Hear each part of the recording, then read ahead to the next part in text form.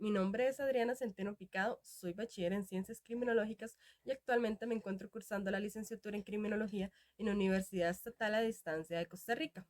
Bueno, el día de hoy vengo a hablarles un poco de lo que es el crimen organizado, como cuáles son las conceptualizaciones que se le han brindado a este término, también cómo ha evolucionado con el paso de los años y cuál ha sido como el impacto que ha tenido en el ámbito político, social, económico en los países que conforman la región centroamericana y principalmente en Costa Rica, ¿verdad? A su vez, cuál es el perfil personal y psicológico de uno de los principales narcotraficantes que se ha conocido a lo largo de estas últimas décadas. Bueno, para empezar, desde una conceptualización propia, el crimen organizado, o bueno, cuando hablamos de crimen organizado, se entiende como el término que se ha adoptado para indicar cuando un grupo de tres o más individuos actúan en función a la realización de hechos delictivos, donde dentro de sus principales actos están, por ejemplo, el tráfico ilícito de migrantes, tráfico de personas, narcotráfico, sicariato, secuestro, entre otros más, ¿verdad? Ahora bien, Carlos Sánchez Escobar nos indica que hay dos características que ayudan a su comprensión, las cuales son que los delitos son cometidos por organizaciones criminales jerarquizadas de tres o más personas. ¿Qué quiere decir con esto? Que todas estas agrupaciones o organizaciones requieren a una persona líder que encabece el grupo como tal y que todos puedan trabajar bajo una misma finalidad, ¿verdad? Y también debe encontrarse presente la finalidad principalmente de adquirir beneficios monetarios, pues uno de los principales fines de estas organizaciones pues es eso, ¿verdad?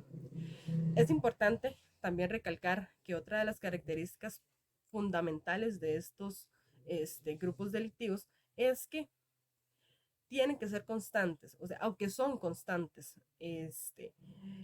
no es que van a organizarse, cometen un delito y después pues ya no se conocería en ese término como crimen organizado, sino hasta que es reiterativo la comisión de distintos hechos delictivos es cuando se puede definir o indicar que conforman una organización delictiva. Ahora bien, iniciando con la reseña histórica de lo que es el crimen organizado, la criminalidad ya era conocida en el siglo XVII con todo el tema de lo que era la piratería. Sin embargo, fue hasta el siglo XX, en los años del 20 al 30, cuando fue utilizado por primera vez por la Comisión del Crimen de Chicago en los Estados Unidos de América la palabra crimen organizado. Esto porque así se refirieron a un grupo criminal que operaba al margen de la ley, favoreciendo por una buena opinión pública y tratados privilegiadamente por parte del gobierno estadounidense, ¿verdad?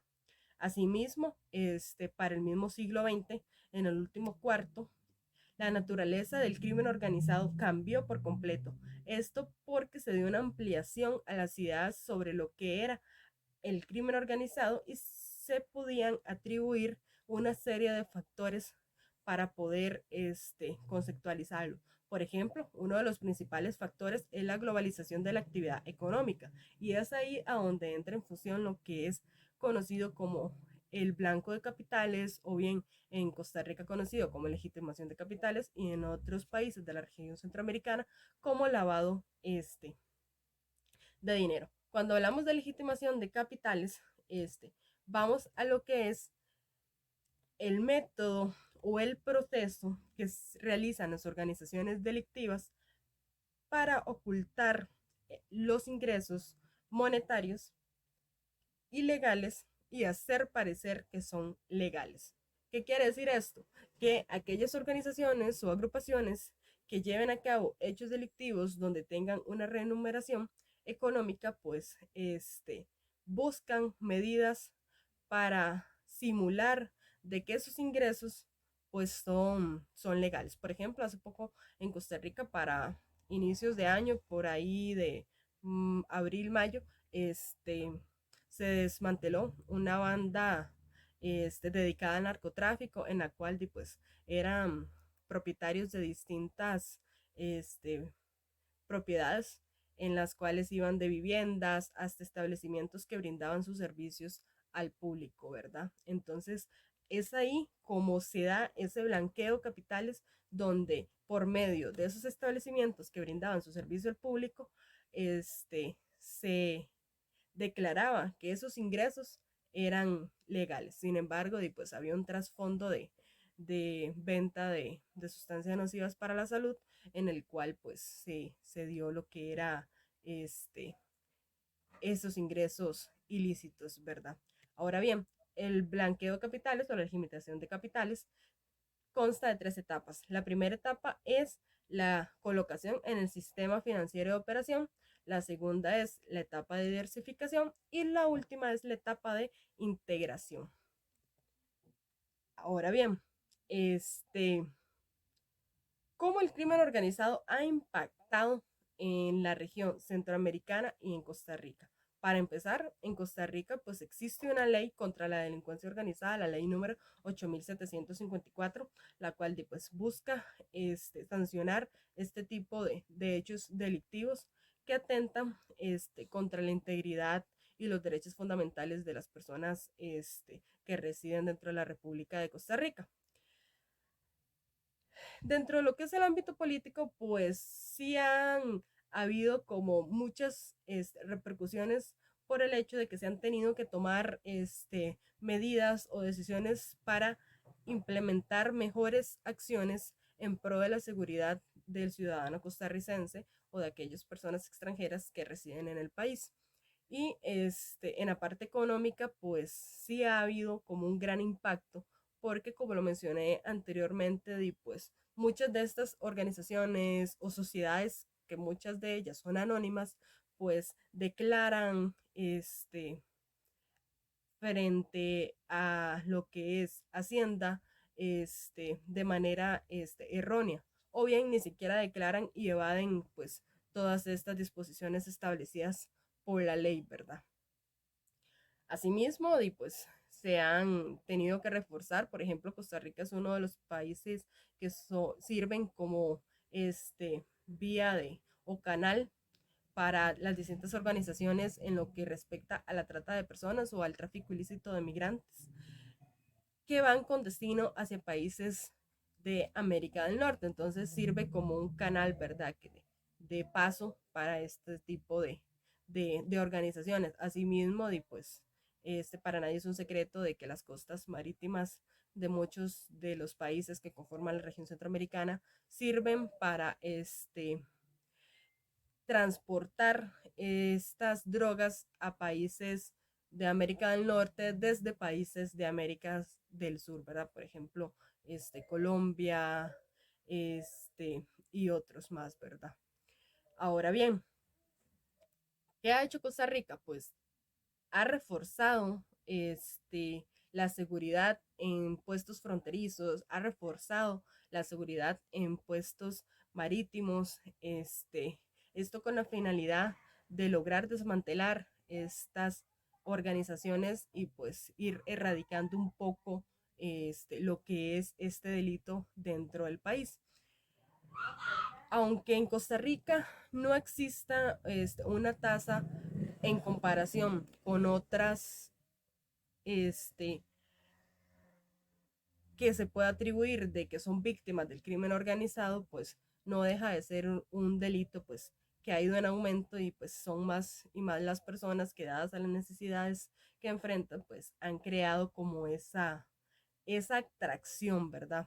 Por eso es que, bueno, actualmente pues con todo este tema de las famosas narconovelas, narcoseries, muchos jóvenes han como creado ese interés en ser partícipes de esos grupos delictivos sin saber verdaderamente en todas las repercusiones que van a tener a futuro o ni siquiera tan a largo plazo, a corto plazo, ¿verdad? Cuando ellos son parte de este tipo de organizaciones, ¿verdad? Ahora bien, por tanto, han surgido o existen nuevas tipologías a lo que se define como el crimen organizado, que van desde las organizaciones por lazos familiares, que según las Naciones Unidas son todas aquellas que están conformadas por personas parientes con lazos sanguíneos, Muy pocas veces en realidad son personas ajenas a lo que es el núcleo familiar y en ellos pues es muchísimo más fácil la comunicación. ¿Por qué? Porque se tiene muchísima más confianza, muchísima más lealtad que lo que le van a tener a personas ajenas a, a su vínculo, ¿verdad? Entonces, pues estos funcionan de esta manera. También están las organizaciones tipo mafia, que son aquellas que son conformadas por un núcleo de familia que toman posesión de una área geográfica. Esto muchas veces por la falta de autoridad por parte del gobierno de muchos países, ¿verdad? Por ejemplo, pues tenemos la mafia rusa, que es una de las más reconocidas a nivel mundial. Y también está lo que son los grupos delictivos, que van desde las pandillas que tenemos, por ejemplo, en el caso de El Salvador, las pandillas de las Maras, los Latin Kings, que pues toman posesión de algunos sectores del país y son muchísimo más jóvenes los que van demostrando el interés de ser partícipes de este tipo de grupos, ¿verdad? También están lo que son las redes complejas y los modelos mixtos y de participación. Ahora bien,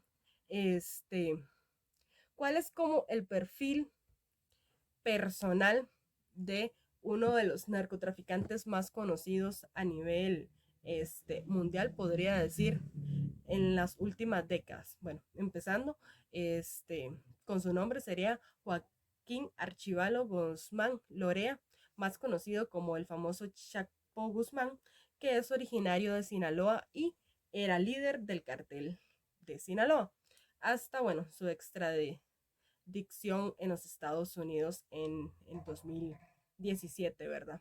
Para nadie es un secreto que esta persona pues, se fugó de una de las centros penales de máxima seguridad y fue como un boom, ¿verdad? A nivel nacional cuando él pues realizó esto.